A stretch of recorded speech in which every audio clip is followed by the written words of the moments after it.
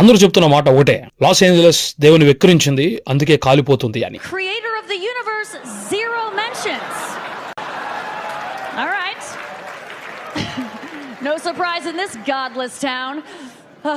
వాక్యం చెబుతుంది దేవుడు విక్రించబడడు. లాస్ ఏంజలస్ అంటే దేవదూతల నగరము, దేవుని నగరము దేవుడు లేని నగరముగా ప్రకటించుకుంటూ ఉంది. అందుకనే దేవుడు దాన్ని దహించి వేశాడు. ఈ జీవితంలో కూడా దేవుని కలిగి ఉండాల్సిన నీవు దేవుడు లేనివానిగా సాగిపోతూ ఉంటే అగ్నిగుండంలో పడవేయబడతా. వాక్యం చెబుతుంది, దుష్టులను దేవుని మరచు జనులను పాతాళమునకు దిగిపోదురు. ఈ పాతాళము భయంకరమైనది. యాతన పడే చోటు, అది ఏడ్పు ఉండే చోటు, అది బాధపడే చోటు, నిత్య అగ్ని ఉండే చోటు, అగ్ని ఆరని పురుగు చావని భయంకరమైన అగ్ని ఒకటి ఉంది. ఎవరైతే దేవుని మర్చిపోతారో వారందరూ కూడా ఆ చోట పడవేయబడతారు. లాస్ ఏంజలస్ మరలా కోలుకోవచ్చు. అగ్నిగుండంలో పడవేయబడిన నీవు తిరిగి మళ్ళా యథాస్థితికి రాలేవు.